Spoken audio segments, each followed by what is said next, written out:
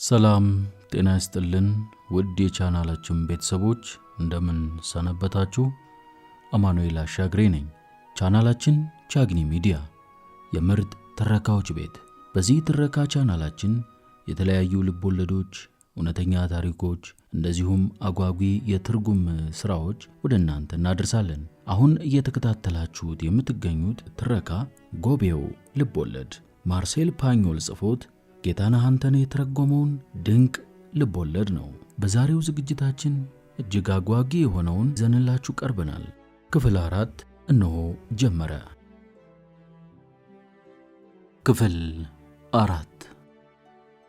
በማይጨበጥ የህልም ዓለም ውስጥ የሚንሳፈፈው ዣን ኮዶሬ ህልማዊ ምኞቱን እውን ለማድረግ ያለውን የማይበገር ኃይልና ከፍተኛ ጥንቃቄ ሁሉ ይጠቀም ነበር። የአላሚዎች ጉልበትና ጽናት አንዳንድ ጊዜ የእብዶችን ያህል ነው።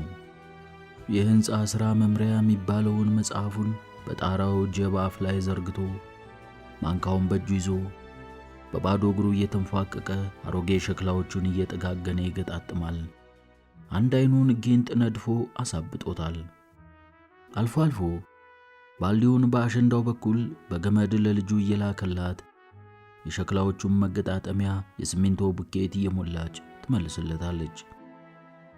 አሰራሩ አስቂኝ ቢሆንም ከግማሽ በላይ የሚሆኑትን ሸክላዎች ጠጋግኖ አስተካክሏቸዋል።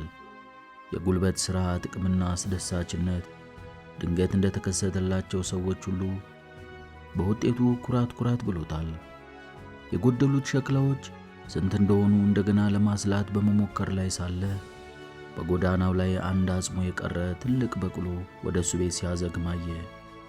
በቅሎ 2 የሰሌን ጆንያዎች ተጭኗል። ጎላ ከዚህ ረሃብተኛ እንስሳ ኋላ እየተከተለ ብቅ አለ። ከበረንዳው ፊት ለፊት አስቆመውና በደስታ ስሜት ጤና ይስጥልኝ፣ እንዴት አደሩ ጋሼ ዣን አለ። ጤና ይስጥልኝ አለ ጎባጣው። አዩት ይሄንን አለና ከአንደኛው ጆንያ ውስጥ ረጅምና ያልተሸራረፈ አሮጌ ሸክላ አወጣ። ወዴት ሊወስዱት ነው? ወደዚህ አለው ጎላ። ጋጡ ውስጥ ወድቆ ተረስቶ ኖሯል። ትላንትና ስንጫወት ያሉኝ ፍካልኝ ድንገት ይጠቅም እንደሆነ ብዬ አመጣውሎ። ይሄ ምንጊዜም የማረሰው ሁለተኛው ችሮታው መሆኑ ነው አለ ጎባጣው። ወዲያው ከጣራው ዱብ ብሎ ወረደና ጨበጠው። ከዚያ ሁለቱ እየተጋገዙ ጓደኝነት ያፈራቸውን ሸክላዎች ከጆንያው እያወጡ ግድግዳው ስር ደረደሯቸው። ጎላ ሸክላዎቹን እያመላለሰ በአይኑ ቱቦዎችን ይፈልጋል።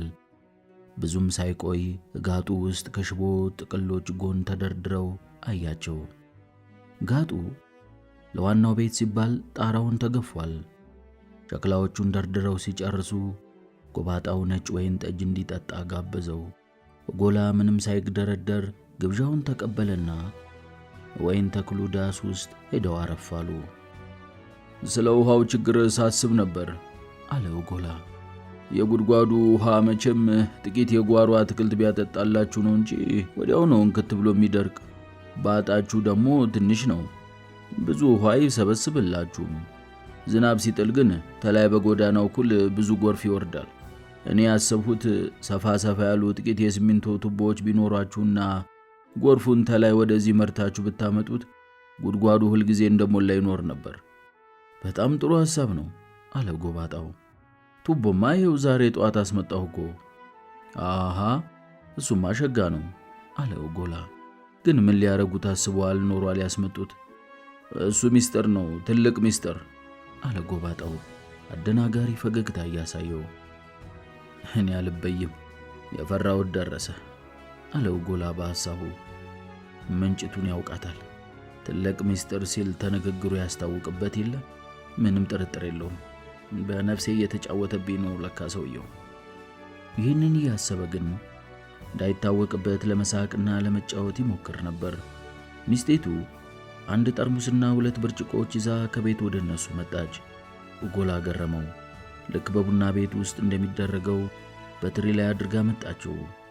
ከቅምጡ ተነስቶ ሰላምታ ቀረበላት። ፈገግታ ከፊቱ አይጠፋም። ቆንጆ ንጹህ ናት። ጸጉሯን በሻሽ ጠቅልላ አስራው በግንባሯ በኩል ሁለት አጫጭር ቀንዶች ያሏት ያስመስላታል። ሆኖም ልክ የባርኔጣ ያህል ያምራል። ረጅም ሽርጥ ታጥቃለች። በወገቧ ላይ ታስሮ ደግሞ እትከሻዋ ድረስ ይወጣል። ውሃ ሰማያዊ የሆነው የሽርጡ ጨርቅ ነጣ ባለ ቢጫ ዳንቴል ዙሪያውን የተቀመመ ነው። ይህን ለብሼ በመምጣቴ ይቅርታ ያድርጉልኝ። እቤት ውስጥ ብዙ ሥራ ስላለ ነው። ለማጽዳት ብቻ እንኳን ቢያንስ 1 ሳምንት ይፈጃል አለች። ይህ የይቅርታ ጥያቄ እጎላን አደናገረው። በሱ ግምት የሴትየው አለባበስ ይሄ ቀረው የማይባል ነው። ሰላምታውን ካቀረበ በኋላ ከኪሱ ለውዝ እየዘገነ እያወጣ በጠረጴዛው ላይ ዘረገፈ። ለልጅቱ ብዬ ነው ያመጣሁት አለ። ለምን ተቸገሩ? አለች ኤሚ። በእውነቱ ውለታው በጣም በዛ። ማኑ ንሽ መፈልፈያውን አምጪው። ይተውት፣ አያስፈልግም፣ በጣት ይፈለፈላል አለ ኡጎላ። ትንሿ ማኑ ስትሮጥ መጣች። ኡጎላ ወርቃማ ጸጉሯን ሊደባብስ ሲቃጣ እጆቿን በደረቷ ላይ አቆላልፋ ወደ ኋላ ደንብራ ሸሸችና ከእናቷ ግዩዋ በመሸጎጥ ፊቷን በሽርጡ ውስጥ ደበቀች። ቅር እንዳይሰኙባት አለች እናትየዋ። ገና ስላላወቀችው ትንሽ አውሬ ሆነች። ኡጎላ ጨዋታው እንዴት ወደ ቱቦዎቹ እንደሚያዞረው እያሰበ ነበር። ጉጉትና ጭንቀት ጨብጦታል። በመጨረሻ እንደምንም ብሎ ተደፋፈረና ወደ እናንተ ቤት ትልቅ ጭነት ሲመጣ አየሁ። አጥሩ እንደገና ሊሰሩ ታስበው ነው ሲል ጠየቀ። አዎ፣ ብቻ ትንሽ ለየት ያለ አጥር ነው የሚሆነው። ከመሬት በታች 60 ሴንቲሜትር ነው ያህል ጥልቀት ያለው። አታክልቱን ጥንቸል እንዳይበላቦ ነው አለ ኡጎላ። አውቀውታል። ትንሽ ጥንቸሎቹን በሚመለከተው ብቻ ነው የተሳሳቱት። ኡጎላ ክፉኛ ተበሳጨ። አልገብቶኝም። እንንገራቸው አለ ጎባጣው ሚስቱን እያየ። እንዳልክ ለምን አትነግራቸውም? መልካም። ተነስቶ ወደ ቤት ገባ። በዚህ ጊዜ ኡጎላ ያስባል። ጥንቸሎቹን በሚመለከተው ምን ሊል ፈልጎ ነው? ግራም ነፈሰ ቀኝ የቱቦው ነገር ጥልቅ ሚስጥር ነው ብሏል። ይቺ ደግሞ ሁልጊዜ የምትስቅ ሴት እያላገጠችብኝ አይደል? የልጅቱ ይባስ ደግሞ አውሬ መስያታለሁ። እንዴ ተራርቃ የጎሬጥ የምታየኝ? እኔስ ምኑም ሊገባኝ አልቻለ። እነዚህ ሰዎች አንድያቸውን ብልጥ ናቸው። እምችላቸውም አልመሰለኝ። ጎባጣው አንድ ጥራዝ ይዞ ተመልሶ መጣ። በክርኖቹ ጠረጴዛውን ተደግፎ አገጩን በመዳፎቹ ላይ ተክሎ ተደላድሎ ተቀመጠ። እቅዴ ቀላል እንዳልሆነ ካሁን በፊት ያነሳው ሁሉ ይመስለኛል አለ። አዎን፣ ሰፋፊ እቅዶች? አዎ፣ እንደዚያ ነው። ዛሬ እነዚህን እቅዶቼን አሳየዎታለሁ። ኮንፈረንስ የሚሰጥ በሚመስል ሁኔታ ተቀመጠ።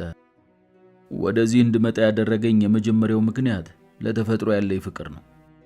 ሆኖም ምንም እንኳን በአሁኑ ወቅት የገንዘቡ ችግር ባይኖርብኝም የማስተዳድረው ቤተሰብ አለኝ።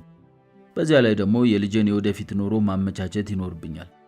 በዚህ ምክንያት ነው እንግዲህ ለተፈጥሯዊ አኗኗር ያለኝን ምኞትና ሀብት ለማፍራት ያለብኝን ግዴታ በፍልስፍና ጥበቤ ያስታረቅኳቸው። ከዚህ ንግግር ኡጎላ ሀብት ማፍራት የሚሉትን ቃላት ብቻ ነበር የያዘ። እዚህ ነው ሀብት ማያፈራው? በምኑ? መቼም አሁን ባሉት ዛፎች የማይሆን ነገር ነው። ያችን ምንጭ ያውቃታል ማለት ነው። ምናልባትም ጋሮፋሊ ተክል አስቦ ይሆናል።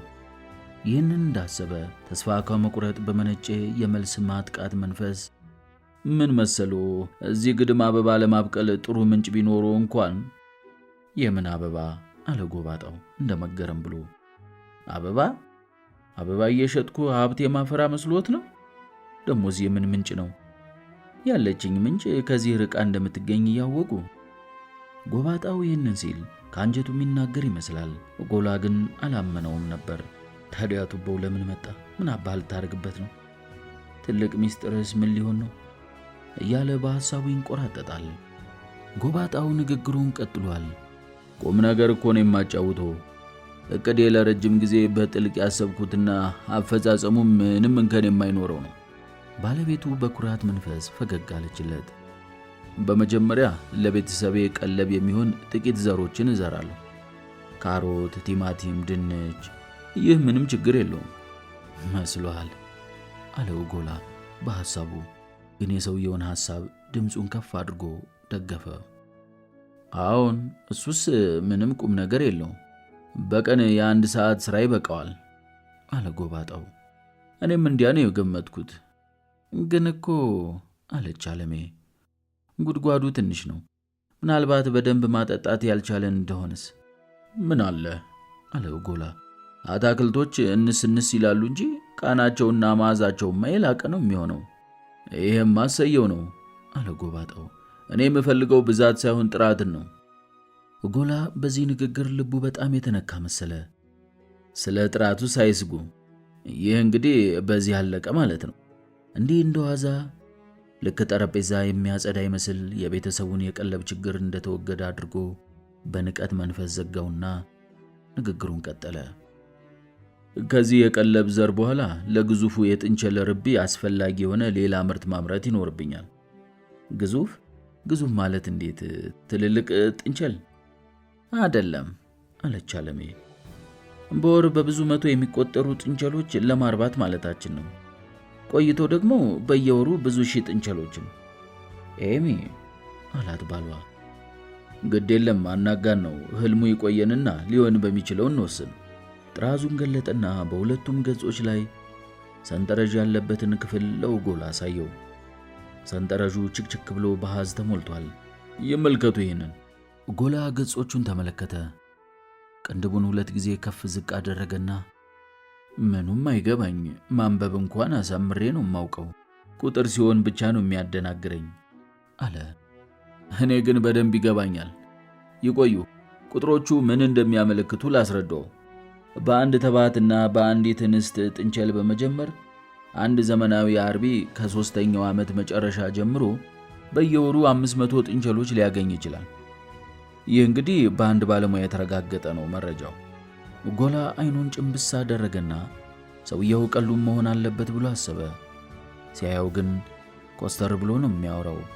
የከተሜ ባለሙያ ኮስታራ ፊት ታየው። በዚህ ጊዜ የፓፔው ምክር ትዝ አለው፣ ሊወድቅ ወዳዘመመበት መግፋት። በዚህም መሰረት መጨናበሱን እንደቀጠለ በአድናቆት የተዋጠ መሰለ። ገሮም በወር 500 ጥንቸል አለው። አስደነቀው አይደለም አለ ጎባጣው። ለጥንቸል ርቤ መቼም እንግዳ አይደሉም ብዬ አምናለሁ። አይደለሁኝም፣ አሁንም 6 አሉኝ። እንግዲያውማ ጥንቸል አርቢ ቢሆኑም ቅሉ፣ ስለዚህ ቆርጣሚ እንስሳት ሽለሙቅነት ብዙም አያውቁም ማለት ነው።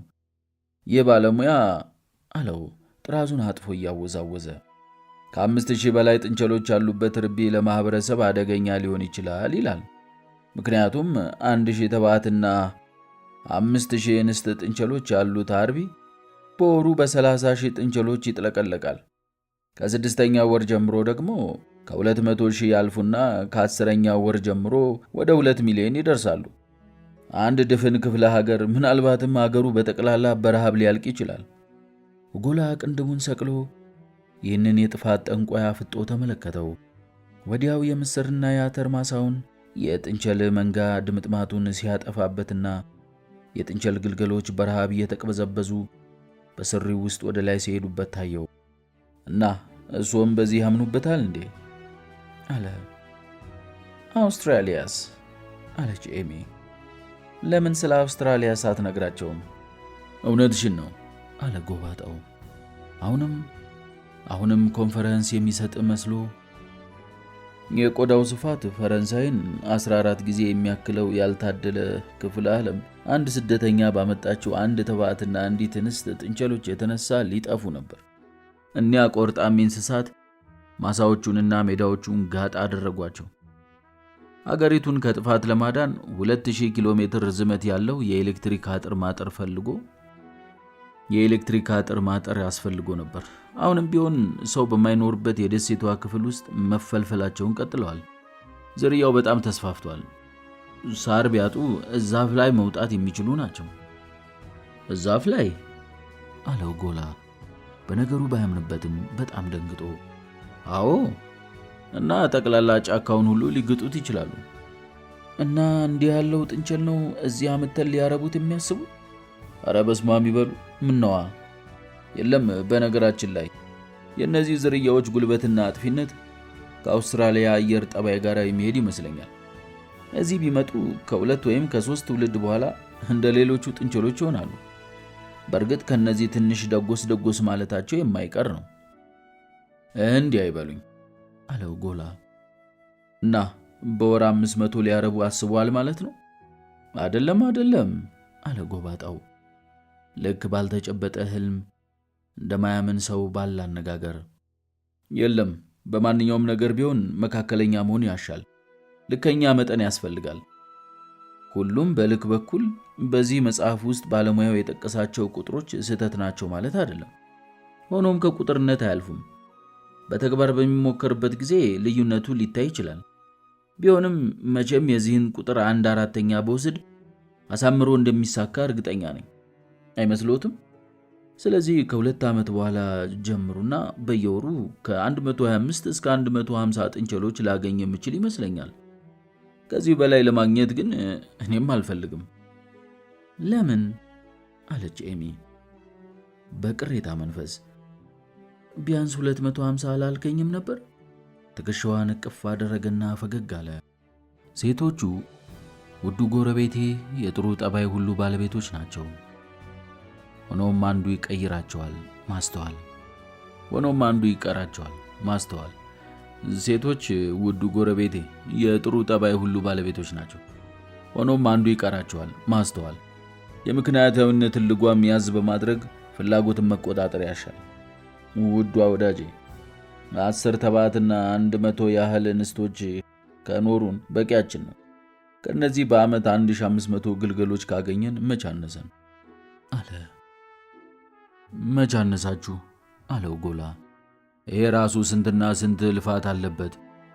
የጥንቸልን መኖሪያ ለማጽዳት ቀኑን ሙሉ ቢያግጡት አያልቅም እኮ። መቼም ራሱ በራሱ አይጠዳ። ጎባጣው እንደመጀነን አለና ወደሱ ልመጣልዎ ነበር። ምነዋ ራሱ በራሱ አይጸዳ፣ አሳምሮ ይጸዳል እንጂ አለ። እንዴት አርጎ? ለዱር ጥንቸሎች ማን ነው ጉድጓዳቸውን የሚያጸዳላቸው ታዲያ? እሱማ ማንም አያጸዳላቸው። እነሱ እንደነዚህ በሰንደቅ ውስጥ የማይኖሩ ናቸው። በጣም ጥሩ። አሁን ወደ ነጥቡ እየቀረቡ መጡ። አርቢዎች የሚሰሩት ትልቁ ስህተት እንስሳቱን በሳጥን ውስጥ መክተት ነው። በሳጥን ውስጥ ማርባት ደግሞ ወድ ወዳጄ ሆይ ተለምዶ ያሰራር ነው። ይሄዋ መጣው። ይሄንን ስነግረው መቼም ፓፔ በደስታ ነው የሚፈነድቅ። በየሃል ነበረ ነው የሚለኝ ብሎ አሰበ። ጎላ ከተለምዷዊ አሰራሮችም ሁሉ የከፋውና ማይም የሆነው ነው። ምክንያቱም ለእንስሳት በሽታዎች ሁሉ መንስኤው ይህ አሰራር ነው። ይስሙኝ እንጂ ለመሆኑ ንጉሡ አንድን አመፀኛ ሎሌያቸውን በአጽሙ እስኪሄድ ለማጎሳቆል ሲፈልጉ ምን ያደርጉ እንደነበር ያውቃሉ?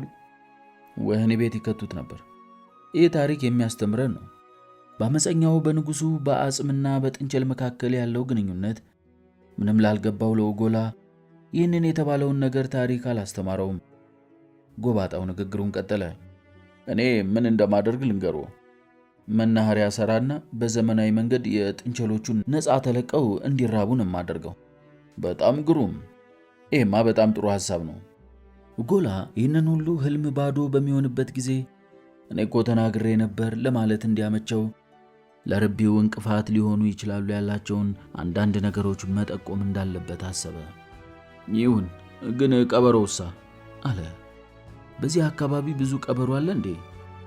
አዎን፣ አንድ ማቲ ቀበሮ ነዋ። አጥር ይኖራል እኮ ረሱት እንዴ? ወደ 2 ሜትር ከፍታ ያለው የሽቦ አጥር። እንደሱ ተሆነማ ሸጋ ነው። 2 ሜትር ያውን በብረት ሽቦ? አይ እንዴት ሆነስ ችግር የለም አለ የመረጋጋት ሁኔታ እየታየበት። አይምሰሎ አለ ጎባጣው ኮስተር ብሎ። አይምሰሎ፣ ቀበሮ 2 ሜትር አጥር በቀላሉ መዝለድ ይችላል። የዘዴው ዘመናዊነት እሱ ላይ አይደለም። የኔ ሐሳብ በዚህ መናኸሪያው ውስጥ ሰው ሰራሽ የጥንቸል ጉድጓዶች ለመስራት ነው። ወደ ጉድጓዱ መግቢያቸውን በሲሚንቶ ሰራላቸዋለሁ። ጎላ ልቡ በደስታ ተሞላ። ቱቦዎቹ የተገዝተው ለዚሁ ተብሎ ነው ማለት ነው ብሎ አሰበ። እነዚህ ቱቦዎች ስፋታቸው ለአንድ ጥንቸል መግቢያ የሚበቃ ሲሆን የቀበሮ ጭንቅላት ግን ሊያስገባ አይችልም። ቀበሮው መግቢያውን ፈርፍሮ ሊያሰፋው እንዳይችል ሲሚንቶ ያግደዋል። ስለዚህ ጥንቸሎቼ ጉድጓዶች ውስጥ ልቅ እያሉ በነጣቂያቸው ላይ ሊቀልዱበት ይችላሉ። ማለፊያ ዘዴ ነው አለ ኡጎላ። እኔስ ይሄ ሁሉ ሲሆን ምን የምሰራ ይመስልዎታል? አለ ጎባጣው በመሰሪያ አስተያየት እየተመለከተው። ምን ትሰራለህ? አለችው ኤሚ። እኔማ በዚህ ጊዜ አልጋዬን ከመኝታ ቤቴ መስኮት አጠገብ አደርግና ጨረቃ ፍንትው ብላ ጤፍ የምታስለቅም በምትመስል ጊዜ ቀበሮዎቹ ጉድጓድ ውስጥ መግባት አቅቷቸው አፋቸውን ሲሚንቶ ሲገሸልጠው የአባቴን ጠመንጃ እያቀባበልኩ ማጅራታቸውን እየቆነደድኩኝ እጥላቸዋለሁ። ከዚያ ቆዳቸው ተሽጦ የሚያመጣው ገቢ ይታያችሁ። ከጥንቸሎቹ ቆዳ ዋጋ ጋር ተዳምሮ ጥሩ ገንዘብ ያስገባል። ልጅቷ ይህንን ስትሰማ እጆቿን እያጨበጨበች በደስታ ፈነደቀች። ኤሚ በፈገግታ ፊቷ ፈካ። የመጀመሪያዎቹ 5 ቆዳዎች አይሸጡም፣ ለእኔ ልብስ አሰፋቸዋለሁ አለች። የመጀመሪያዎቹን አይደለም አለ ጎባጣው ፈርጥም ባለ አነጋገር። ጥሩ ጎፈር ያላቸው ቀበሮች የሚመጡት በበጋው ወራት አጋማሽ ስለሆነ እስከዚያ መጠበቅ ይኖርብሻል። ልክ ነው። ከሁሉም የሚያማምሮች የሚመጡት በታህሳስ ማብቂያ ላይ ነው ደገፈው ጎላ።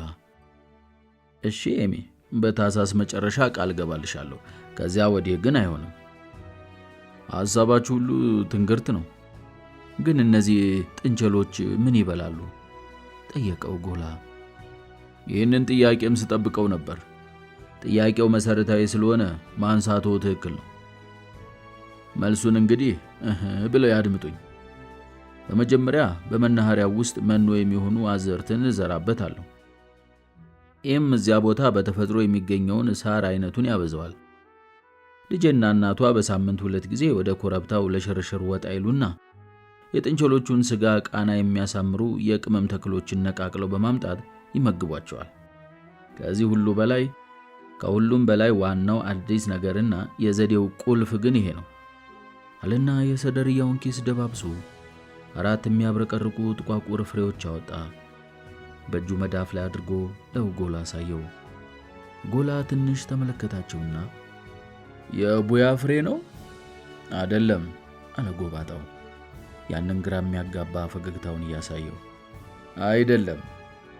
እንግዲያ ምንድነው? ኦሪጂናሌ? ጎባጣው ጥቂት ጸጥ ብሎ ቆይና ዝግ ባለ ድምፅ ኦሪጂናል? በሚገባ ኩኩርቢታ ሚላኖስፔርማ የተባለው ከእስያ የመጣ ተክል ኦሪጂናል ፍሬዎች ናቸው። የመጣበት ሀገር ስሙ እዚህ እንደዚያ ነው? የመጣበት ሀገር ስሙ እንደዚያ ነው? የለም፣ ይሄ ሳይንስ ስሙ ነው፣ የላቲን ስሙ። ትርጉሙ ባለ ጥቁር ፍሬ ማለት ነው። ይህ ተክል ውድ ወዳጄ በተአምራዊ ፍጥነት ነው የሚያድገው። በሞቃታማ አየር የክረምቱ ወራት ሲያልፍ በቀን ከ30 እስከ 40 ሴንቲሜትር ያድጋል። በእርግጥ የኛ ሀገር አየር ሞቃት አይደለም። ደግነቱ አለች ኤሚ። ደግሞም በእኛ ሀገር የክረምት ወራት የምንለው ጊዜ የለንም። ዝናብ እንኳን ደህና አድርጎ ነው የሚጥለው አለው ጎላ። ሁልጊዜ አይደለም እንጂ ሲጥል መቼም አረፋ አጭቶ ነው። ለምን በሐዘ የተደገፈ ማስረጃ አልሰጠዎትም? አለና ጎባጣው ከኪሱ ማስታወሻ ወጣ። በማርሴይ የአየር ምርምር ጣቢያዎች ላለፉት 50 ዓመታት በተመዘገበው ስታቲካዊ መረጃ መሰረት በእኛ አካባቢ የሚጥለው ዝናብ በዓመት 52 ሴንቲሜትር ነው። ይህም ማለት የዚህ ሸለቆ ወለል ውሃ የሚቋጥረው ቢሆንና ዙሪያውን ግድግዳ ቢኖረው በዓመቱ መጨረሻ ከዳር እስከ ዳር ጥልቀቱ 52 ሴንቲሜትር በሚሆን ሐይቅ ውስጥ ይሸፈን ነበር ማለት ነው። በዚህ አይነት ለ5 ዓመታት ቢጠራቀም ደግሞ የወጥ ቤቱ ጠረጴዛ ከኮርነሲዮ ጋር እየታከከ ይንሳፈፍ ነበር ማለት ነው። እሱስ እውነት ነው። ምን አንድና ሁለት አለው አለው ጎላ በነገሩ በእጅጉ ተመስጦ። እኮ ቁጥሮቹ በግልጽ ሰፍረዋል አለ ጎባጣው። በእርግጥ በዚህ የዝናብ መጠን ውስጥ በበጋ ወራት የሚዘንበውን ለምርት የማይጠቅመውን ይገኝበታል። እስቲ በምርት ወራት ከሰማይ የሚለገሰንን ውሃ እንመልከተው። በሚያዝያ የ6 ቀን ዝናብ ነው። በግንቦት የ5 ቀን፣ በሰኔ የ4 ቀን፣ በሐምሌ የ2 ቀን፣ በነሐሴ የ3 ቀን፣ በመስከረም የ6 ቀን፣ በጥቅምትም እንደዚሁ የ6 ቀን ዝናብ ነው። እኔም ሳስበው እንዲያ ይመስለኛል አለው ጎላ። ቢሆንም ታዲያ ቀጠለ ጎባጣው ሰውዬ፣ ችግኞቹ ችግር ሊገጥማቸው እንደሚችል ማሰብ ያስፈልጋል። ስለዚህ ነው የሞቃት ሀገሩን እድገታቸውን እዚህም ያድጉልኛል ብዬ ተስፋ ላለማድረግ የወሰንኩት። ሊሆን የማይችል ነው። ሌላው ቀርቶ 25 ሴንቲሜትር እንኳን ያድጋሉ የሚለውን ሐሳቤን ሰርዣለሁ። እጅግ ቢበዛ በቀን 15 ሴንቲሜትር ቢያድጉ ነው። አንተ ደግሞ እንደው ሁልጊዜ አይሆንም አይሳካም የሚለው ነገር ነው የሚቀናህ አለችው ኤሚ። እንደዚያ ብሎ መነሳቱ ይሻላል፣ አለዚያ መጥፎ መሳቀቅና ድንጋጤ ሊከተል ይችላል። ይህም ቢሆን እኮ ትንሽ አይባልም። ማሰብ ያለብሽ ዋናው ነገር ከ3 ዓመት በፊት እቅዳችን የግድ መሳካት ይኖርበታል። ያ ካልሆነ ወደ አስከፊው የከተማ ኑሮ መመለስ ሊኖርብን ይችላል። ለዚህ ነው 15 ሴንቲሜትር የምለው። ይሄ ራሱ በጣም ሸጋ ነው። ደግሞም በቀን 50 ሳንቲም ደግ አይመስለኝም አለው ጎላ። ከ6 ወር ወዲያ እኮ ዱባውን ለመሰብሰብ መንደር ድረስ መሄድ ሊያስፈልግ ነው። በዚያ ላይ አረጉ የተጠላለፈ እንደሆነ ማን ያፋታዋል? በጣም ጥሩ አስበዋል። እንዴት ሆኖ ነው ታዲያ ከእያንዳንዱ ተክል 100 ኪሎ ግራም ዱባ የምናገኘው? 100 ኪሎ አለው ጎላ አፉን ከፍቶ። አዎና አለ ጎባጣው። በእርግጥ ይሄ ተክሉ በአገሩ ሲበቅል የሚሰጠው የተለመደ ምርት መጠን ነው። እዚህ ግን ትንሽ በማመዛዘን ስናሰለው ጥሩ እንክብካቤ ቢደረግለት እንኳን በአማካይ ከ50 እስከ 60 ኪሎ ቢሰጥ ነው። እሱሳ ቢሆን ዝልኪ ምልኪ አይደለም። ታዲያ ያመጣችሁት 4 ፍሬ ብቻ ለማግኘት በጣም አስቸጋሪ ስለሆነ ነው። ይህንንም አንድ የማርሴ መርከበኛ ጸድቆብኝ ነው። አሁን እነዚህን ከጥላ ስር ተክዬ ሳበቃ እንደ አይኔ ብሌን እጠብቃቸዋለሁ። በዚህ አይነት ሰፊውን ምርት ከመጀመሪያ በፊት ጠባያቸውን ለማጥናት እችላለሁ። ከ5 ወይም ከ6 ወራት በኋላ ከ100 የማያንሱ ዱባዎች ያፈራልኛል። ቢያንስ ማለት ነው። ከነዚህም የሚወጣው ፍሬ 1 ሄክታር መሬት ለመዝራት ይበቃል። ይሄ የሚቀጥለው ዓመት ስራችን ይሆናል። ከ1 ዓመት ተኩል በኋላ ምርቱ ይሰበሰባል። ግዙፉ ርቢ ይጀምራል ማለት ነው። ይህ አይነት ትልቅ ስራ በግምትና ባቦ ሰጥ አይሰራም። ሙሉ በሙሉ ምርታማ ለመሆን ቢያንስ 3 ዓመት ያስጠብቀናል። እስከዚያ የምንቆይበት በቂ ቀለባለን። በንግግሩ ላይ ሙሉ የእርግጠኝነት ስሜት ይታይ ስለነበር ጎላ በጣም ደነገጠ። 3 ዓመት? ደግነቱ ምንጭቱን አለማወቁ ሲል አሰበ። እጹብ ድንቅ እቅድ ነው። ግን ዱባው ይበላል፣ እጅ ነው የሚያስቆረጥም አለ ጎባጣው። ልክ እሱን ሲመገብ የኖረ ይመስል። በተጨማሪ ደግሞ ፍሬዎቹ ያሉበት ቅርፊት በጣም ጠንካራና ውሃ የማይዘልቀው ስለሆነ ሳይበላሽ ለብዙ ዓመታት ሊቀመጥ ይችላል። እንዲህ ያለውን ማለፊያ ነገር ለገበሬ የሚነግረው መታጣቱ የሚያሳዝን ነው አለ ጎላ። እውነቱን ነው፣ በጣም ያሳዝናል አለች አለሜ። አለች ኤሚ። ምን የኛ ነገር አለው ጎላ በሚያሳዝን ቅላጼ። መጽሐፍ የለን ምን የለን፣ ሙያውን ተሽማግሌዎች ነው የምንማረው። ይሄ አደል ተዘልማዱ አሰራር እንዳንወጣ አድርጎን የሚኖር። ዘልማድ መቼም ግም ነገር ነው። ተለምዶን የሚነቅፍ እውነተኛ ገበሬ ሲያጋጥመኝ ዛሬ መጀመሪያ አለ ጎባጣው። ይሄን ለመረዳት የሚችሉ ከሆነማ ጥቂት ዘሮችን ሰጥቶታለሁ። ዛሬ እንደሚያዩት ከነዚህ ከአራቱ ሌላ የለኝም። ግን ከ6 ወር በኋላ የሚኖረው ችግር ዘር ከየት ላምጣ የሚለው ሳይሆን ከመጠን በላይ እንዳይራባ ምን እናደርግ የሚል ነው የሚሆነው። በዚህ አያያዝ እንግዲህ የጥንቸሎችንም የዱባውንም መፈልፈልና መራባት መቆጣጠር የማይችሉት ሆነ እታባታችን ልንደርስ ነው። የጌትነት ደጃፍ ነዋ አለ ጎባጣው። አንድ እንዲያውቁት የምፈልገው ነገር አለ። ላሳዩት ከልብ የመነጨ ደግነት ወረታውን ለመመለስ እጆን ይዤ ነው ባለጸግነት ድረስ የማደርሰው። ይገባቸዋል አለች ኤሚ። ወዲያው በሁለቱ ትላልቅ ብርጭቆዎች ነጩን ወይን ጠጅ ሞላችላቸው። አየኔ ነገር ልርሳው አለ ኡጎላ። ወይ በግዢ ወይም በክራይ ፈልግልኝ ያሉትን መሬት ሳስብ ነበር የሰነበትኩ። ኋላ ግን መልሼ ባላነሳው ቢቀር ይሻላል ብዬ ተውሁትኝ። ለምን? ትላንት እዚያ አካባቢ ሰዎች ስለናንተ ሲያወጉ ነበር። ማን እንደሆናችሁ አውቀውታል እና ማን ነገራቸው? እኔ ምን አባቴ ያውቄ። የመንደሩ ሰው ይጠይቃል፣ ይሰልላል፣ ያወራል። ድንገት አንድ ሽማግሌ እናቶ ሲያገቡ የነበረውን ጦርነት አንስቶ ማውራት ጀመረ። አባቴ በተደጋጋሚ አውርቶልኛል አለ ጎባጣው። እሱ ሲነግረኝ ግን አስቂኝ እንደነበር አድርጎ ነው። እነዚህንስ አስቀዋቸውም አያውቁ። የመንደሩ አይናማ የነበሩት ልጃቸው ተክሬስፓ ሰው ጋር መሄዳቸውን እንደ ክህደት ነው የቆጠሩት። ምንኛ እኮ ያስተሳሰብ ነው አለች ኤሚ። ይህን የመሰለ መሰረተ ቢስ ቂም እስካሁን መኖሩ የሚያሳየው እናቴ ይህንን መንጋ ባላገር ጥላ መሄዷ ትክክል መሆኑን ነው። እኔም ብሆን ያው እንደነገርኩ ከነሱ ጋር ለመገናኘትም ሆነ ለመወዳጀት ፍላጎቱም ሐሳቡም ኖሮኝ አያውቅም አለ ጎባጣው። ኤሚ በብስጭት ፊቷ ወረቀት መሰለ። ባለቤቴ እዚህ ለመኖር መምጣቱ ለነሱ ትልቅ ክብር ነው። ይሄን ስለኔ ሆነው ይንገሩልኝ አለች።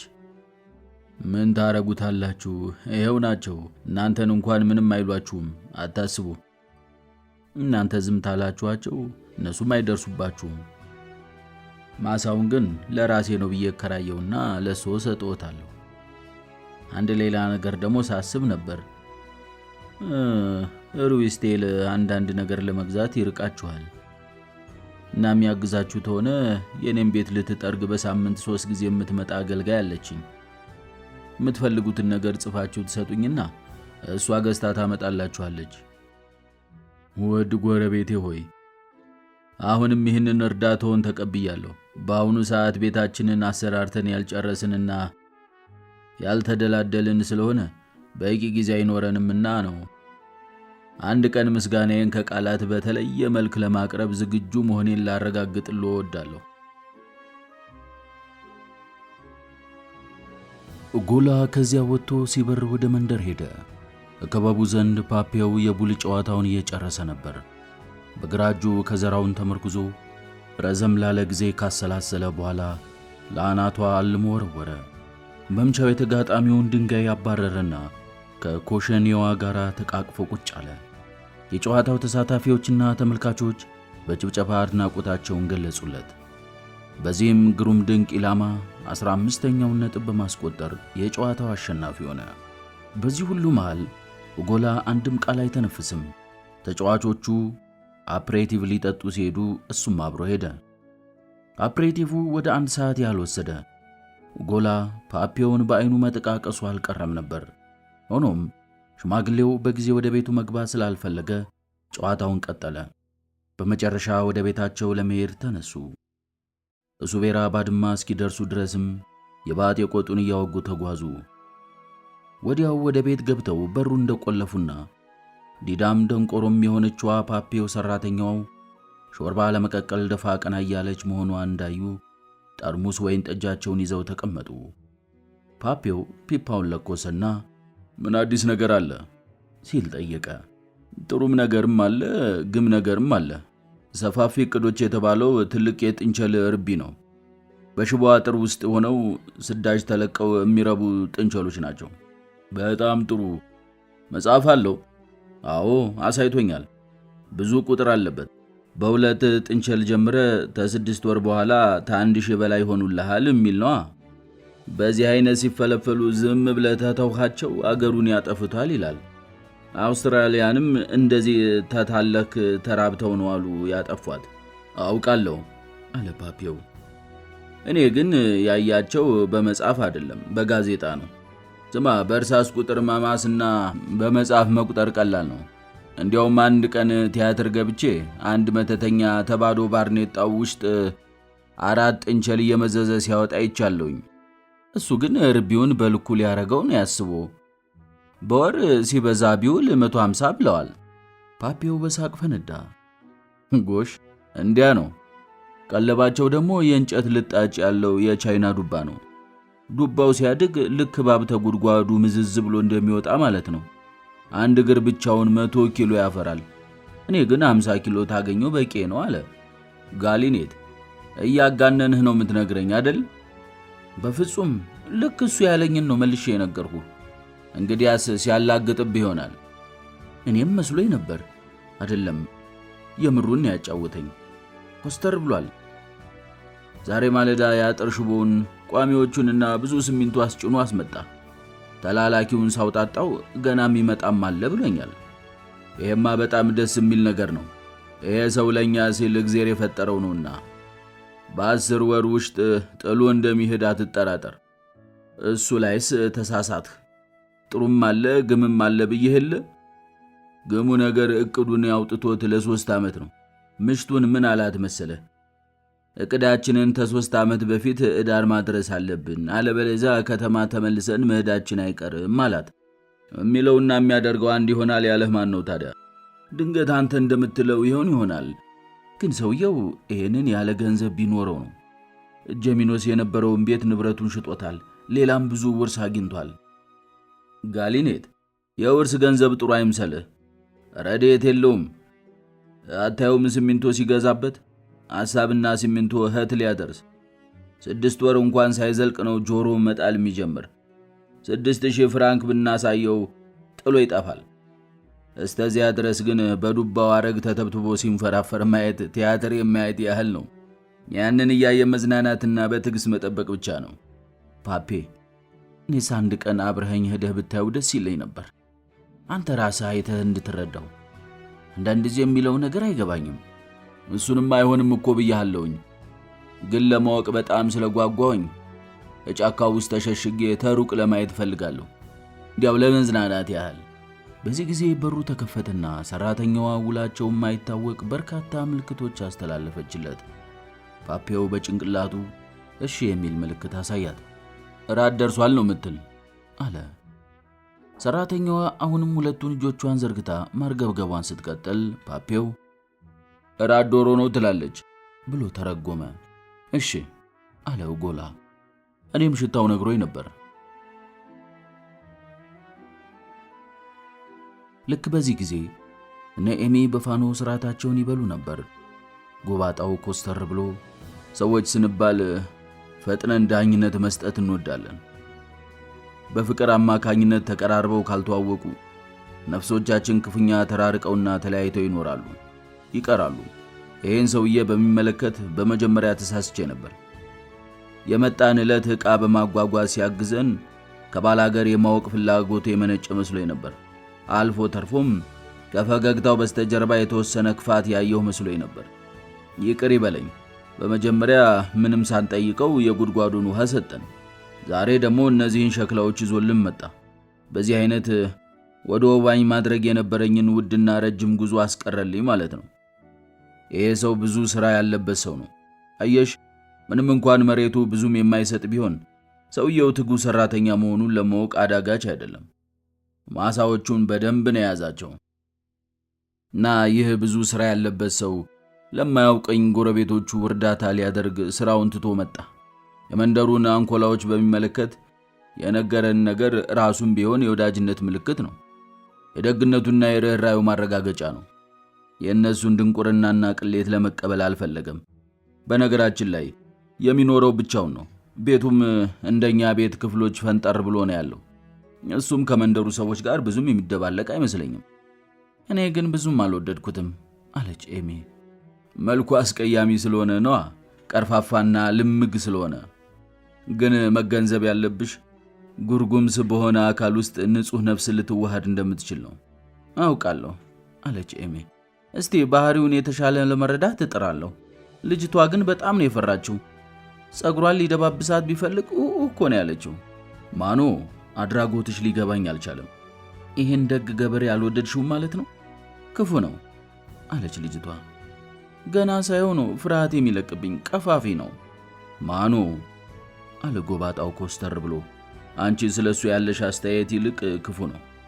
ይህ ሰው የጎደለንን ሸክላ ስለሰጠን ጣራችንን ለመጠገን ችለናል። አሁን እንግዲህ ዝናብ በጣለ ቁጥር እሱን ማሰብና ማመስገን ይኖርብናል። እሁድ ከሰዓት በኋላ ጎላ እንደ ልማዱ ቡል ለመጫወት ወደ መንደር ወረደ። ጨዋታው ረጅም ጊዜ የፈጀና አስደሳች ነበር። እሱ አንዥና ፓፒ የሆነው ዳቦ ጋጋሪውን ባለ ልኳንዳውንና ፓምፊልን ገጠሟቸው። ፍሎክሴን ግን የቡና ቤቱ ሥራ ስለያዘው አንዳንዴ በነጥብ ሲከራከሩ ብቻ ሊለካቸው እየተጠራ ይሄድ ነበር። ብዙ ተመልካቾችም ነበሯቸው። ከነዚህ መካከል በፊተኛው ረድፍ ተቀምጠው አስተያየት በመስጠትና ጥሩ የተጫወተውን በማሞገስ ትልቁን ስፍራ የያዙት አንግላድ፣ ቀጥቃጩና ካብሪዳን ይገኙ ነበር። የኦጎላ ቡድን የመጀመሪያውን ጨዋታና ላቤላውን በመርታት የጨዋታው አሸናፊ ሆነና ወዲያው ወደ አፕሬቲቫቸው ዞሩ። ተመልካቾቹ በተጫዋቾቹ ተጋበዙ። ከመንደሩ ሰዎች ብዙዎቹ ጎባጣው ወደ መንደራቸው መምጣቱንና የጋሪውን መመላለስ ሳያዩ አልቀሩም። ነገር ግን በዚህ መንደር በሰዎች ጉዳይ ጣልቃ መግባት ነውር ስለነበር አንዳቸውም ነገሩን በጨዋታቸው መሃል አንስተው አያውቁም። ጎላ ግን የመጀመሪያ ሰው በመሆን ጉዳዩን አነሳው። እኛ መንደር እንዲህ ወደ ላይ አንድ ጉደኛ ሰው መጥቶ ሰፍሯል። ያጓጓዘው ዕቃ ደግሞ የጉድ ነው አለ። ጋሪው ወደ ላይ ሲወጣማ እኔም አይቻለሁኝ አለ ፓምፌል። ሲያንስ ቢውል 3 ተመላልሶብኛል። እኔ እንዲያውም 4 ጊዜ ነው አይቸው አለ ኤሊያንስ። ቤቱን ተከራይቶት ነው ጠየቀ ፍሎክሴን። ኧረ ገዝቶት ነው አለው ጎላ። እንግዲህ እሱ የነገረኝን ይዤ ነው። ገበሬ ነው ማለት ነው? አይደለም፣ ጎባጣ ነው። እግዚኦ ማረነ አለ ፓምፌል። ተመጣ ብዙ ጊዜው ነው ጠየቀ ዳቦ ጋጋሪው። 1 ሳምንት። እንዴት ነው እስካሁን ያላይቸው? ለመሆኑ ዳቦ ተህት እየገዛ ነው ታዲያ? ተሩዊ ስታይል አለው ጎላ። ገበያውን ሁላ የሚያደርግ እዚያ ነው። ዳቦ ጋጋሪው እንደ መቀየም አለ። ለምን የኔ ዳቦ መርዝ ሆኖ እንዳይገለው ነው? አይደለም፣ እውነቱን ልንገርህ ወደዚህ መንደር መምጣት ስለማይፈልግ ነው ብሎ ከአጭር ጸጥታ በኋላ ጥቂት ብልጭ ድርግም ብትል ሳቅ አሳየ። የክሪስፓ ሰው ነው አለ። ዋራን ውሃ በላት። ምኑን አመጣኸዋ? ምናልባት ሰላይ እንደሆነስ አለ ካብሪዳን። ምን የሚሰለል ነገር አለና አለ ፍሎክሴን። ያንተን አተር ሊቆጥር እዚህ ድሮስ ይመጣል ብለህ ነው? ያንተን አተር ሊቆጥር እዚህ ድሮስ ይመጣ ብለህ ነው? አስተዋዩ ፓምፌል ተቀበለና በዚህ ላይ ደግሞ ሰላይ ቢሆን ኖሮ ተክሪስፓ መምጣቱን አይናገርም ነበር። ምን እሱ ብቻ ሰላይ ቢሆንማ ኑሮ ወደ መንደር እየዘለቀ ወሬ ለመለቃቀም ይሞካክር ነበር። እስታውን ግን ታላችሁት ሁላ አንዱንም ሲያደርግ አልታይቶ አለ ፓፒው። የማይመስል ነገር ነው። ክሪስፓ ሲባል ደግሞ ሙሊያው ክፉ አይደለም እኮ። ለመሆኑ ክሪስፓ ሳለ ስራው ምንድን ኖሯል? መዘጋጃ ቤት ቀራጭ ነው። ሁሉም ጥቂት ጸጥ ብለው ቆዩና ድንገት ካብሪዳን በፍርሃት አይኑን ጎልጉሎ ጎበዝ፣ ድንገት ተጨማሪ ግብር ሊጥልብን መጥቶ ይሆን አለ። ምን ነካ? ግብር የሚጣል እንደዚህ ነው አሉህ አለ ፓፒው። መሆኑን ቤተሰብ አለው አለ ዳቦ ጋጋሪው። አዎ፣ ምሽትና አንድ ትንሽ ሴት ልጅ። እዚህ ብዙ የሚቆይ ይመስላል? ስለሱ ምንም ያለው ነገር የለም። ወጣም ወረደ ቤቱን እየጠጋገነው ነው። የብቻውን አለ ካዝሚር። አዎ፣ ጓንት አርጎ ነዋ። መቼም አሳምሮ ሳይጠግኑ አይቀርም አለ ፍሎክሴን። መቼም እንደነገሩ ገንዘብ የለውም ማለት ነው። እንዴት ብዬ ልወቅ ብለህ 2-3 ጊዜ ብቻ ነው ተገናኝተን ጥቂት ያነጋግሬው።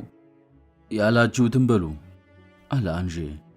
እኔ በበኩሌ ተክሪስፓ የመጣና ኮረብታው ላይ ጎድቦ የተቀመጠ ጎባጣ ውቃቤ አልወዶትም። ምን እንዳያረግህ ነው?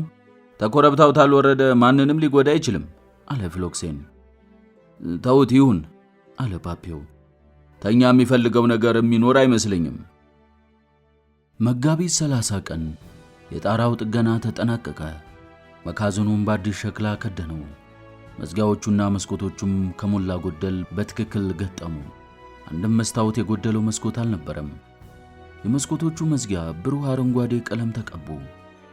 የውጭ ግድግዳው ደግሞ በደንብ ተለስኖና ኖራ ተቀብቶ አብረቀረቀ።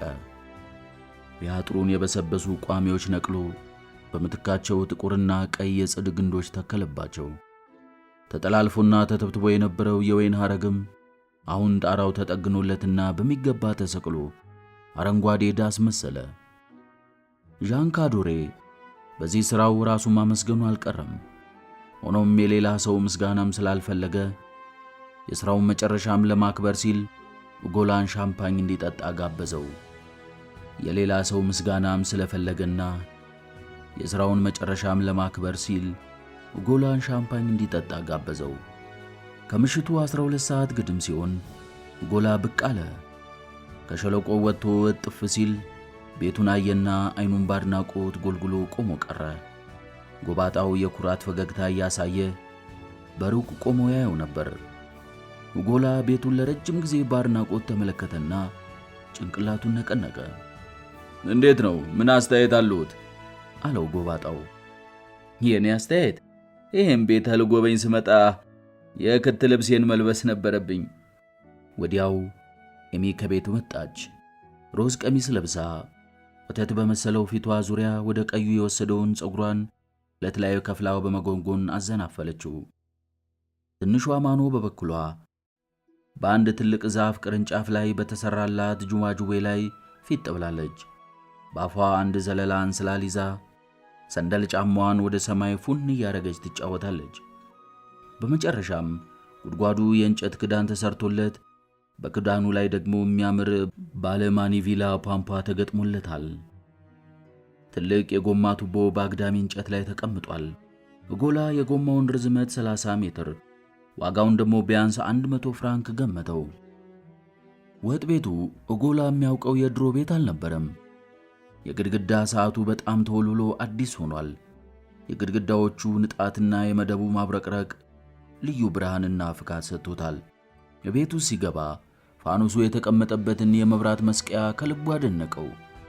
ከፋኖሱ በላይ ለይስሙላ አምፖሎች የተገጠሙለት ሰማያዊ የብርጭቆ ማቀፊያ ለቤቱ የሚሰጠው ብርሃን ቢያጣ ግርማ ሞገስ ግን አጎናጽፎታል። ወደ ፎቅ ሲወጣ አንድ ነገር በእጅጉ አስደመመው።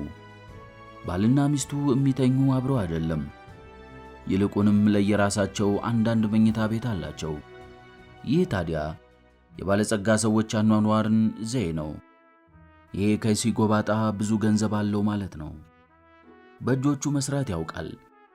አሁን ኡጎላ ነገሩን ሲመረምረው ሰፋፊ ዕቅዶቼ ይሳካሉ እያለ ልቡም ሞልቶ የሚናገረው እንዲሁ በከንቱ አልነበረም። ይህ ዛሬ ያየው ለውጥ በቂ ምስክር ነው። ጉብኝቱን ጨርሶ ሻምፓኙን ጨልጦ በፍርሃትና በስጋት ተጨብጦ ወደ ፓፒዮ ተመልሶ ሄደ።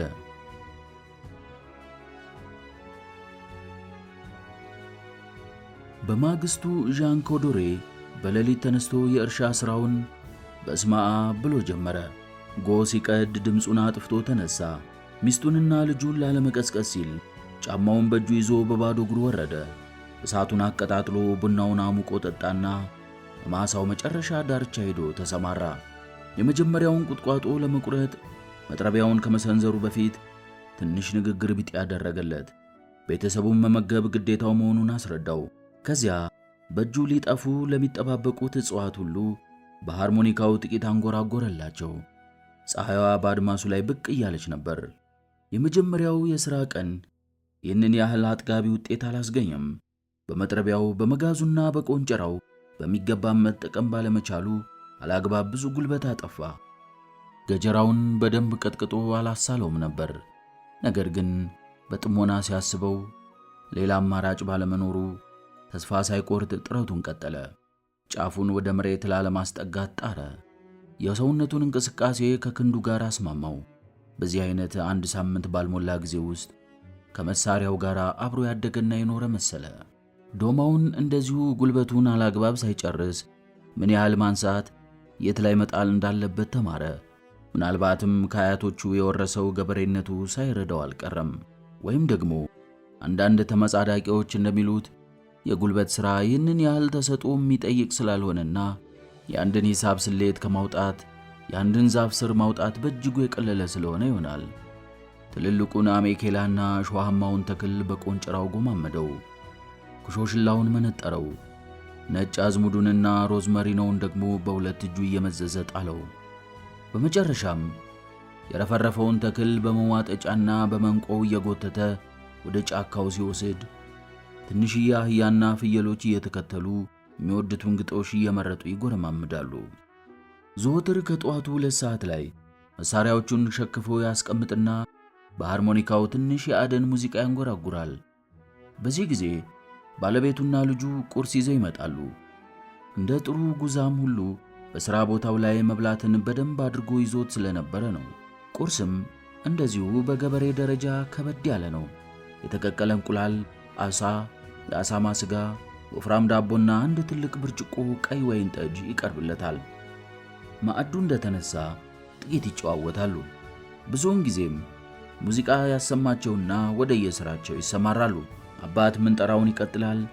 እናት ወደ ቤቷ ትመለስና የቤት ሥራዋን ትጋጠመዋለች። ልጅቷ ደግሞ ፍየሎችን ትጠብቃለች። ቀትር ላይ ኤሚ እየዘፋፈነች ከወይን ተክሉ ስር ምሳ ታቀርብና ይመገባሉ። ሆኖም ጎባጣው ለዚህኛው የምግብ ሥነ ሥርዓት ከግማሽ ሰዓት በላይ ማጥፋት አይሻም። ከዚያም እስከሚጨልም ያለማቋረጥ ሥራውን ያጣድፋል። ምሽት ላይ በጣም ደክሞት ግን ደስ ብሎት ወደ ትልቁ ኩሽና ቤት ሲገባ ልጅቱ ጽሕፈት ስትማር፣ እናትየዋ ደግሞ ከማሳው ላይ ቀጥፋ ባዘጋጀቻቸው አበቦች ዙሪያውን የእራት መብያ ሳህኖችን ስትደረድር ያገኛታል። እሱም እንደገባ ይታጠብና ሐር የመሰለ ጥቁር ፀጉሩን ሲያበጥረው የልዩ ልዩ ተክሎች ስብርባሪና ገለባ ይረግፋል። ቀጥሎም ከፋኖሱ አጠገብ ሄዶ ይቀመጥና መርፌውን በሻማው ነበልባል ይለበልበዋል።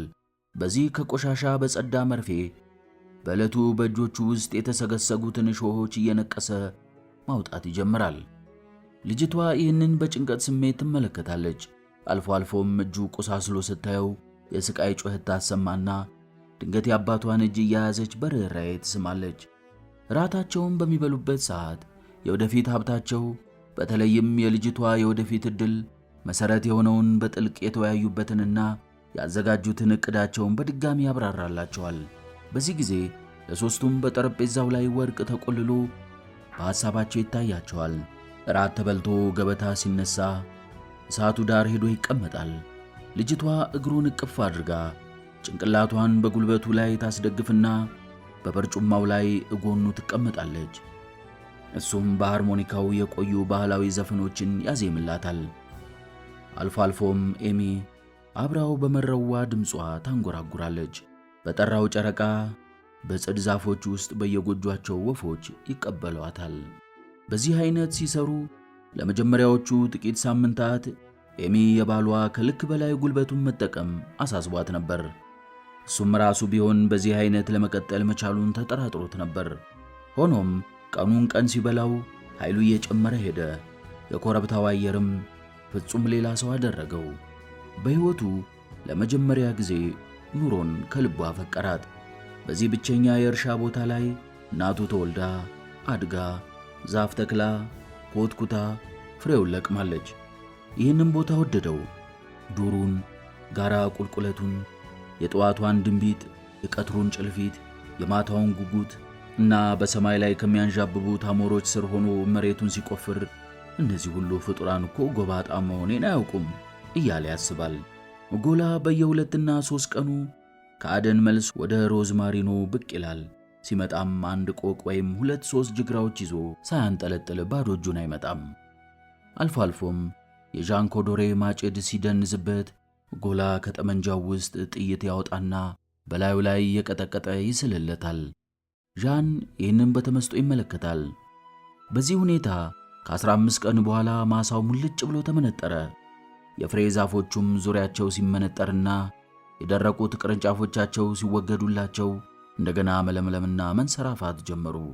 አንድ ቀን ማታ ዣን መጪው ቀን ለሚስቱና ለልጁ ወሳኝ ቀን እንደሚሆን አበሰረ። መጪው ቀን እውነተኛው የግብርና ሥራ የሚጀመርበት ቀን ነው አላቸው። ይህም ማለት መሬቱ ተመንጥሮ ያለቀ ስለሆነ መታረስ ይጀምራል ማለት ነው። ነገ መሬቱን በዶማ መግመስና መለስለስ የሚጀመርበት ቀን ነው።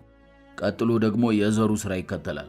በዚህ ውሳኔው መሰረትም በማግስቱ ባልና ሚስት በሌሊት ተነስተው ወደ ሥራ ከመሰማራታቸው በፊት ቁርሳቸውን ወጥ ቤት ውስጥ ሆነው ሲቀማምሱ ትንሿ ማኑ እንቅልፏ እንደተጫጫናት ፊቷ ግን በደስታ ያበራ እሷም ይህ ወሳኝ ስነ ስርዓት እንዳያመልጣት ተነስታ መጣች። ኮስተር ባለ አነጋገር እንዲህ አላቸው። በዛሬው ዕለት የመጀመሪያው ሥራ ረጅም ጊዜ የሚወስድና አድካሚ ሥራ ነው። ምናልባት በርካታ ወራት ሳይወስድ አይቀርም። ቢሆንም ለጊዜው ማሳውን በሙሉ ማልማት አያስፈልገንም። ለአሁኑ 300 ካሬ ሜትር ለጓሮ አትክልት፣ ሌላ 600-700 ደግሞ ለጥንቾሎች መኖ መዝሪያ ካረኩት ይበቃል። ጎላ እንዳለው ከሆነ በቀን 40 ሜትር ቆፍሬ መዋል ይችላል። ልክ እንደ ሂሳብ ጥያቄ ማለት ነው። ካሬ ሜትር ግን ገና አልተማርኩም። እንኳን ላሰላው ምኑም አይገባኝ አለች ማኑ። ሜዳው ላይ ያሳይሻለሁ፣ ባንዴ ነው የሚገባሽ። እንግዲህ በዚህ አይነት የጓሮ አትክልት መደቦች ለማለስለስና ወደ 10 ቀን ያህል ያስፈልገኛል ማለት ነው። የጥንቾሎቹን መኖ መዝሪያ ደግሞ ለማዘጋጀት ሌላ 3 ሳምንት አካባቢ ይወስድብኛል። በመጨረሻም ዋናውንና ትልቁን የዱባና የበቆሎ ማሳ ለማዘጋጀት ክረምቱን በሞላ መስራት ይኖርብኛል። እስከ ዛሬ ድረስ የታደልኩትን ጤንነት ካላጣው ሊከናወን የሚችል ቅድ ይመስለኛል። በሉ አሁን ወደ ሥራ እንሰማራ አለ። ሦስቱም ተያይዘው ወጡ። ዛፉና አካባቢው በሞላ በቀደደው ጎህ ከአድማስ እስከ አድማስ የተቀጣጠለ መስሏል። ከማሳው ዳር ጸጥ ብለው ቆሙ። አባትየው ጸሎት ሲያደርስ እናትና ልጅ አንገታቸውን ደፍተው እጆቻቸውን አጣምረው አዳመጡት። ፊቱን ወደ ሰማይ አቅንቶ ዛሬ የሚጀምረውን ሥራ እንዲባርክለት ፈጣሪውን ለመነው። የጸሎቱን የመጨረሻ ቃል እንደተናገረ የበቅሎ ኮቴ ድምፅ፣ ከዚያም የጅራፍ ጩኸት ሰሙ። ቀና ሲል ጎላ በቅሎውን በልጓሙ ይዞ እየሳበ ሲሄድ ከበስተጀርባው ታያቸው። አሮጌው ጋሪ በኮረኮንች ላይ እየዘለለ ይንኮራኮራል። ጎባጣው ጎረቤቱ እንጨት ሰበራ የሚሄድ ነበር የመሰለው። ጎላና ጋሪው ግን ከመንገዱ በመውጣት ወደ እነሱ ቤት አመሩ። በጋሪው ላይ ረጅም ማረሻ ተጋድሞ ይታያል። ጤና ይስጥልኝ ጎረቤት አለ ጎባጣው። ይህን የመሰለ የእርሻ መሳሪያ ይዘው ወዴት እየሄዱ ነው? ወደ እናንተ አለው ጎላ በቅሎውን ከጋሪው እየፈታ ቀጠለ። ሳስበው በሱ አድዋማ 3 ወር ሙሉ ሲንገላቱ ታዩኝ። በዚህ ማረሻ ግን ለከርሞ ዱባ መዝሪያ የሚሆነውን ጭምር በአንድ ጊዜ አርሰን ጨርሳለን። ለመሬቱም ጥሩ ነው። ሥራውም እስታመሻሽ ያልቃል። ጎባጣው ወደ ሚስቱ ዞር አለና ተመለከታት። ፊቱ በደስታ እንደ ፀሐይ አበራ። ጸሎት ከንቱ ነው ብለሽ አትመኝ። አየሽ ጸሎቴን ሰምቶ የላከልኝን። በዚህ ሁኔታ ጎላ ከደግ ጎረቤትነት የእግዚአብሔር መላእክተኛ ወደ መሆን ተሸጋገረ። በመሰረቱ የዚህ ሁሉ ደግነትና ለጋስነት ዓላማው ከበጎ ምኞት ፈጽሞ የራቀ ነበር። በመጀመሪያ ይህ ሁሉ የፓፒዮ ምክር ውጤት ነው። አንድ ቀን ይህንን መሬት በቀላል ዋጋ ለመግዛት እንዲቻል የሰውየውን ወዳጅነት ለማፍራት ያስችላል። ሁለተኛ ደግሞ የፈራው ነገር አለ። ጎባጣው በዶማው ሲደነቁል ድንገት እርጥበት ነገር ቢገኝና ያንን ተከትሎ ምንጭቱ ዘንድ ቢደርስስ? ጎላ ካለ ግን ጥበቃውና ምክሩ ከዚህ መዓት ሊያድነው ይችላል። ሌላው ዓላማ ደግሞ የዚህን ከንቱ ሰው ዕቅድ ፍጻሜ በማጣደፍ ክስረቱን ማፋጠን ነበር። በመጨረሻም ይህን የኋላ ኋላ የእሱም መሆኑን የማይቀረውን መሬት ለመፈተን፣ ጥልቀቱን ለመለካት፣ ልምላሜውንና ገርነቱን ለመሞከር፣ መዓዛውን ለማሽተት ፈልጎ ነበር። ይህ የዛሬው እርሻ ለወደፊቱ የአበባ ምርት መሬቱን መፈተሽ መሆኑ ነው። ከዚህ ሁሉ ተንኮልና መሰሪነት ጎን ደግሞ ለራሱ ሳይታወቀው ውስጥ ውስጡን የሚጎነትለው የይሉኝታ ስሜትም ነበረበት። ልርዳው፣ ደግ ልስራለት፣ ምን አለበት፣ ታሰበው የማይደርስ አውቃለሁኝ። ሆኖም ውለታ መዋል ጥሩ ነው፣ አንድ ቀን ተዜር አገኘዋለሁኝ እያለ ያስብ ነበር። የጋሩፋው ነገር እየታየውና ውለታም ለማሳመር ሲል ባለ በሌለ ጉልበቱ ይሰራ ጀመር። እርሻው ቀኑን ሙሉ አዋላቸው። ላይ ከተጋገረው የአትክልት ብስባሽ ስር መሬቱ ቡናማ ነው። የደረቁ ስራስሮችና የበሰሉ ቅጠሎች ክምር በጣም ቀልዝ የአፈር ቂጣ ጠፍጥፈዋል። ድንጋይ የሚባል ነገር ጨርሶ አይታይም። በስንትና ስንት ትውልድ ገበሬዎች ለቃቅመው በማሳዎቹ ዙሪያ በመቆለል አጥር አድርገውታል። መሬቱ በጣም ከመወፈሩ የተነሳ ማረሻውን ውጦ የሚያስቀረው ይመስል ነበር። ጎላ አርፉን አጥብቆ ይዞ ማረሻው እየገመሰ የሚገለባብጠውን ወፍራም መረሬ እያየ ይሄውላ እኮ ምንም ድካም ሳይጠይቅ የሚታፈስ ወርቅ ማለት ነው እያለ ያስባል። ከትልቁ ወይራ ስር ተቀምጠው ምሳቸውን በሉ። አሳ፣ የአሳማ ስጋ፣ የቆቅ ስጋ በጎመን ሽልጦና 3 ጠርሙስ ወይን ጠጅ ቀረበ። በእነዚህ 3 ጠርሙሶች ምክንያት ከምሳ በኋላ የተተለሙት ጥቂት ፈሮች ወልጋዳ ሆኑ። ማታ ከሥራ መልስ ወይን ጠጅ በሰፊው ቀርቦ ሲጠጡ ኦጎላ አሁን እንግዲህ ጋሼ ዣን አለ፣ እርሻውን 2 ሳምንት እንዲህ እንዳለ ይተውት። ትንሽ ፀሐይ ሲመታው ጤዛም ሲረግፍበት ሸጋ ነው የሚሆን። የጓሮ አትክልቱ ግን ባይቆይ ጥሩ ነው። የመትከያ ጊዜው ያልፍብታል። ለመሆኑ ጓሮውና የጥንቾሎች መናኸሪያ እህት ሊሆን ነው አለ። የዚህ መናኸሪያ ቦታ ጉዳይ ኦጎላን አስጨንቆታል። ይሄ ጎባጣ ረባዳው መሬት ላይ ለስላሳ ትናንሽ ግንቦች በሲሚንቶ ከሰራ በኋላ ኦጎላ የመሬቱ ባለቤት ሲሆን ያን ሁሉ እየፈለገ ቆፍሮ ማውጣት ሊኖርበት ነው። አለበለዚያ ለጓፏሮ መዝጊያ አይመችም። ስለዚህ የጥንቸል ቤቶቹ ዳገቱ ላይ መሆን ይኖርባቸዋል። ምንጯ ባለችበት በኩል ሳይሆን በስተግራ። መናኸሪያውን ዘብጡ ላይ ተሰሩት ብዙ የእርሻ ቦታ ይዝሎታል ብዬ እኮ ነው። በዚህ ላይ ደግሞ ጥንቸሎች ሽንታቸውን ማያቋርጥ መሆኑን አይዘንጉት። የሲሚንቶ ጉድጓድ ማበጀቱ መልካም ነው፣ ግን ማንጎልጎያ ተሌለው በሽንታቸው ውስጥ እንደ ዝንብ እየተርከፈከፈ ነው የሚያልቁ። እኔ እሱም ብሆን ጉድጓዶችን ጉብታው ላይ ጥግ ላይ ነበር ምቆፍርላቸው። ተዚያ 1-4 ስፍራ ላይ ሲሚንቶ ቢነደል ምኝታቸው ደረቅ ሆነ ማለት ነው። ተጉብታው ሚሻል የለም። በየትኛው ጉብታ ቢሉኝ እንደኔ በቀኝ በኩል ያለው አይሆን፣ ሰሜን ስለሆነ ፀሐይ አይደርሰውም። በዚያ ላይ ደግሞ ንፋሱ መከራ ነው። በግራ በኩል ያለው ግን ደቡብ ነው። ፀሐይ ተለይቶትም አያውቅ፣ ንፋስም አያገኘው። ምን ይመስልዎታል? ዣን ኮዶሬ የኦጎላን አስተያየት በጣም ወደደው። ኦጎላም ይበልጥ እርግጠኛ ለመሆን ሲል በማግስቱ መጥቶ ችካሎቹን በመትከል እንደሚረዳው ቃል ገባለት።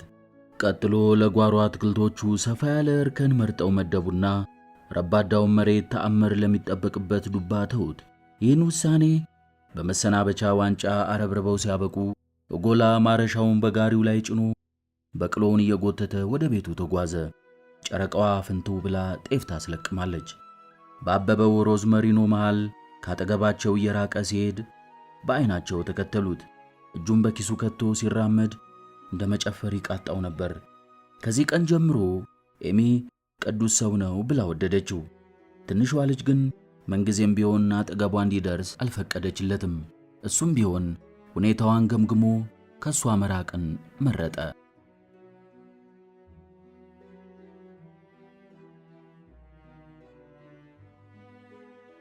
ጋሼ ዣን በዚህ ትኩስ እርሻ ላይ በእቅዱ መሰረት የጓሮ አትክልት መዝራትንና መጣል ጀመረ። ፓፔው በሮዝመሪኖ በኩል ባለው የኮረብታው ጥግ ላይ የሚደበቅበት ስፍራ አዘጋጀ። ቦታው ባገይ ባጣ አደን የሚደረግበት ስለነበር በጫካው ውስጥ ከአንድ ትልቅ ዛፍ ስር ባለ ድንጋይ ላይ ሳር በወፍራሙ ጎዝጉዞ መቀመጫ ሰራ። ዛፉ ከኋላው ጥሩ ድጋፍ ሆነው በፊት ለፊቱ በማሳዎቹ ትይዩ በቅጠሎቹ መሃል 2 ቀዳዳዎች አወጣ። ምናልባት ሰው ቢደርስና ቢያዩ ለአደን የተደበቀ እንዲያስመስለው ጠመንጃውን ጎኑ አቆመ። በየቀኑ ወደ 10 ሰዓት ግድም ወደ አዘጋጀው ስፍራ እየሄደ ምልከታውን ቀጠለ። ካለሙያው ገብቶ ዘሩን በዘፈቀደ የሚያሽጎጠጉጠውን ጀማሪ ገበሬ አሰራሩን እያየ ሲዝናና ይቆይና ራት ላይ አስተያየቱንና ትችቱን ያሽጎደጉደዋል።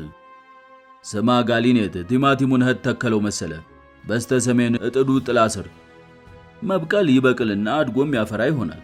ግን መቼውንም ፍሬው የሚበስል እንዳይመስልህ። አተሩ ተተዘራ ይሄው 7 ቀኑ በሽመል እየጎሰጎሰ ልም አድጎ ቀብሮቴል እስከ ዛሬ ድረስ ጉም አልብሎም አንድ ድርጎ እንኳን የሚሰበስብ አይመስለኝም። ሽንኩርቱንሳ በትልቁ ወይራ ዙሪያ ጣለው። እኔ እንጃ አብቦ ያፈራለት ብለህ ነው? ድንቹን 1 ክንድ ሙሉ እየቆፈረ ቀበረው። ይሄ ወፈፌ በዚህ ተሆነ ቤተሰቡን ሊቀልብ ያስቦ በቅርቡ ባጥንታቸው ነው የሚያስኬዳቸው። ጓያውንና ሌላውን መኖ ለጥንቾሎቹ መናኸሪያ በተባለው ስፍራ ላይ ዘራው። ይህንን በሚመለከት ፓፔው የሚያቀርበው ትችት አልነበረውም፣ ምናልባትም የወቅት ምርጫው ካልሆነ በቀር። ሌላው ነቀፌታ ደግሞ ዘሪው የዘሩን አረጫጨት አለማወቁ ነው። ዘራው ተማለት ደፋው ቢባል ይሻላል።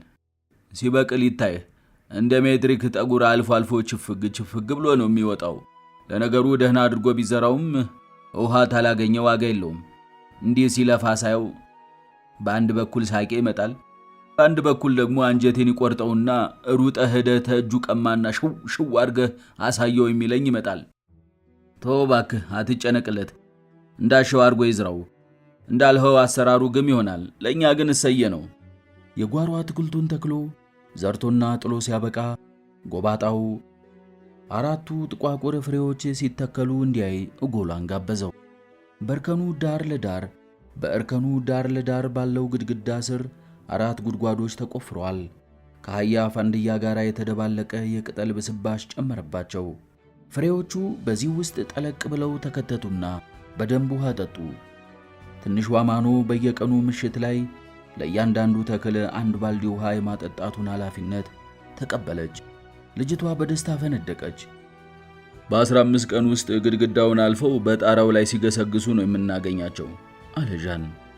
በማግስቱ ደግሞ የጥንቸሎቹን መናኸሪያ ሥራ ጀመረ። ፓፔው በወይን ተክሎቹ ማሳ የነበረውን ሥራ አገባዶ ስለነበር ባዘጋጃት መደበቂያ ስፍራው እየተቀመጠ መመልከቱን ቀጠለ። ጎባጣው የመናኸሪያውን አጥር መሠረት ማውጣት ሲጀምርም ተመለከተው። የለበሰው ልብስ እጅጌ የለውም። ጎባጣው ደግሞ በአሮጌ ሰደርያ ተሸፍኗል። በዶማ መሬቱን እየማሰ አፈሩን በአካፋ እየጋፈ ያወጣል። አልፎ አልፎ ወይራው ስር ቁጭ እያለ ያርፋል። በዚህ ጊዜም ሃርሞኒካውን ያወጣና ልዩ ልዩ ሙዚቃ ይጫወታል። አብዛኛውን ጊዜ ሚስቱ በባጡ ስር ያለውን ቦታ እየጠረገች ወይም ደግሞ ያጠበችውን ልብስ እያሰጣች አብራው ትዘፍናለች። ልጃቸው እንደዚሁ አንዳንድ ጊዜ ሙዚቃውን እየተከተለች በበልጉ ሳር ላይ በባዶ እግሯ ትደንሳለች። ሳይታወቀው በሁኔታው ልቡ የሚነካው ፓፔ አለ ውሸት የኪነት ሰዎች ናቸው። በአንድ የኪነት ጓድ ውስጥ ቢሰሩ እንዴት በተዋጣላቸው። ዳሩ ምን ያረጋል የደደበ እንዲህ እንደ ዶሮ እየጫጫረ ምንም እርባና የበሌለው ነገር ገንዘቡንና እድሜውን ሊጨርሰው ነው። የመናኸሪያውን አጥር ግቢ ርዝመት ፓፔው አስልቶታል።